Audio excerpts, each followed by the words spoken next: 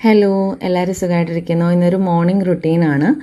കുട്ടികൾക്ക് എക്സാം ഉള്ളൊരു ദിവസത്തെ മോർണിംഗ് ബ്രേക്ക്ഫാസ്റ്റ് പ്രിപ്പറേഷൻ, അവരുടെ പോകുന്നത്, അതൊക്കെയാണ് എടുത്തിരിക്കുന്നത്. ഓക്കെ, കുറച്ച് ലേറ്റായിട്ടാണ് എഴുന്നേറ്റത്. ഒരു കാപ്പി കുടിച്ചു. ഇന്ന് നെയ് റോസ്റ്റും എന്താ പറയുക, നല്ല സോഫ്റ്റായിട്ടുള്ള ദോശയും എഗ് കറിയുമാണ്. അപ്പം എഗ് കറി ഒരു തട്ടിക്കൂട്ടിയിട്ടുള്ളൊരു എഗ് കറി പ്രിപ്പയർ ചെയ്യാൻ വേണ്ടിയിട്ട് വെച്ചു. മസാലയൊക്കെ ചേർത്ത് ജസ്റ്റ് ഉള്ളിയും തക്കാളിയും ഒക്കെ ചേർത്ത് എഗ് കറിയാക്കി. അതിനുശേഷം വെള്ളം തിളപ്പിച്ചു. തുളസി ഇട്ടിട്ടാണ് വെള്ളം തിളപ്പിച്ചത്.